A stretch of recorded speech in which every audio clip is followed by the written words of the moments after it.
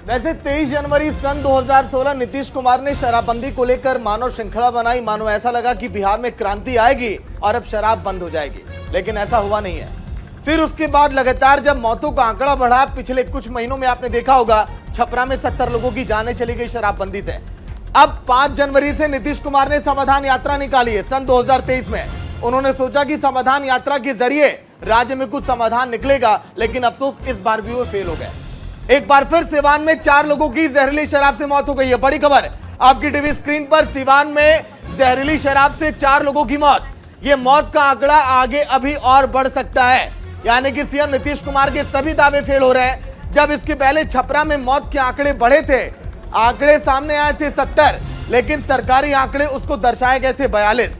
मतलब कि बिहार में हर बार शराब के कारण जो वहां पर मौतें हुई, उन आंकड़ों को भी जमकर छिपाया गया और पर्दा डालने की कोशिश की गई है। लेकिन कितना भी सच कोई छुपा ले, सच सामने आएगा और उजागर होकर रहेगा।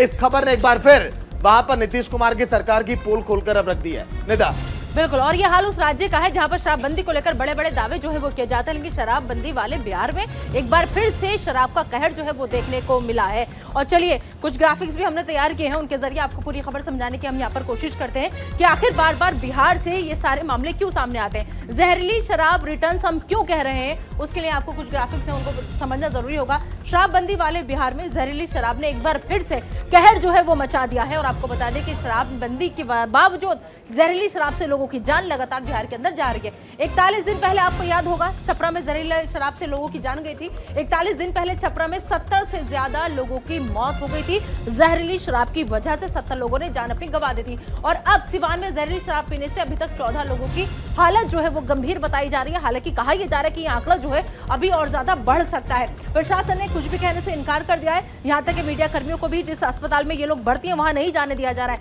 इसका मतलब कि कुछ तो ऐसा है जो प्रशासन छुपाने की कोशिश वहां पर कर रहा है। परिजनों को मीडिया से बात करने पर भी रोक जो है वो लगा दी गई है। मतलब प्रशासन भी कुछ नहीं कह रहा है। अगर आप जो वहां पर भर्ती हैं, अगर आप उनके परिवारों से मिलना चाहो तो उनसे भी मीडिया कर्मी बात नहीं कर सकते, ताकि सच जो है वो सामने नहीं आ सके। तो लगातार बिहार में रवीश, बहुत अफसोस होता है, वो राज्य जहां पर कहा जाता है कि शराब पूरी तरह से बंद है, उनके मुख्यमंत्री से जब पूछा जाता है तो साफ ये कह के पल्ला झाड़ देते हैं कि मुझे इस बारे में कोई जानकारी भी हम दिखा रहे हैं सिवान से। अभी 2 महीने पहले ही छपरा से ये घटना सामने आई थी, शराब कांड सामने आया था, 70 लोगों की जानें चली गई थी। सिवान से एक बार फिर मामला सामने आया, 4 लोगों की जान चली गई है और बहुत सारे लोग जो हैं वो अस्पताल में भर्ती हैं। तो ये एक और बड़ी घटना उस राज्य में जहां पर की शराबबंदी है। संजीव राय हमारे संवाददाता हमारे साथ जुड़ गए हैं। संजीव का हम रुख करते हैं। संजीव, अभी कुछ दिनों पहले ही इतनी बड़ी घटना हुई थी, शराब कांड हुआ था छपरा में, उसके बाद सिवान में भी एक कांड।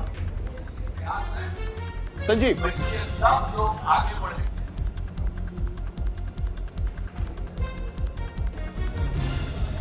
संजीव आप हमें सुन पा रहे हैं?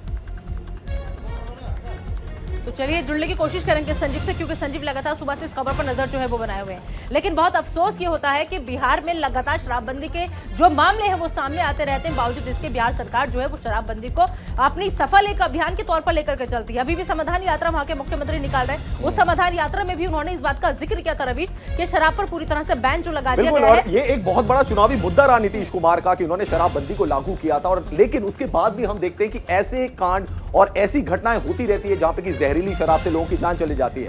अब नीतीश कुमार तो यही कहते हैं कि वो मुआवजा भी नहीं देंगे। संजीव राय हमारे संवाददाता हमारे साथ जुड़ चुके हैं। संजीव, कुछ दिनों पहले इतनी बड़ी घटना हुई थी, 70 लोगों की जान चली गई थी, फिर जहरीली शराब, फिर लोगों की मौत। देखिए, जिस तरह से जो दावे किए जा रहे हैं, बहुत ज्यादा सिवान में नया मामला सामने आया छपरा के बाद। हालांकि 4 की मौत है, पोस्टमार्टम हो चुका है, अभी तक नहीं की है, लेकिन संदिग्ध हालत में 6 की हालत नाजुक हुई है। सवाल बिल्कुल सही है कि और अपने हर कार्यक्रम में इस बार करेंगे, इसको पूरी तरह से लागू करेंगे। मुआवजा भी लगभग नहीं के बराबर है, इसमें नहीं मिलेगा मुआवजा। जी संजीव जी, आपसे फिर जुड़ने की कोशिश करेंगे। बहुत शुक्रिया तमाम जानकारी देने के लिए। सवाल बार बार यही उठ रहा है, कुछ दिनों पहले इतना बड़ा शराब कांड हुआ, 70 लोगों की जान चली गई, फिर से आखिर ये शराब आती कहां से है? और फिर से अगर कहा जाए कि इस तरीके की घटना क्यों हो रही है जिसमें 4 लोगों की जान चली गई, प्रशासन क्या कर रहा है? और सबसे बड़ी बात यह कि नीतीश कुमार जो कहते हैं जीरो टॉलरेंस पॉलिसी है, उस जीरो टॉलरेंस पॉलिसी का क्या होता है? कौन कर रहा है इस शराब की ये तस्करी और क्यों हो रही है बार बार जहरीली शराब से मौतें? फिलहाल रुक रहे थोड़ी देर के लिए, फौरन होंगे हाजिर। आप देखते रहिए सीधे न्यूज रूम से।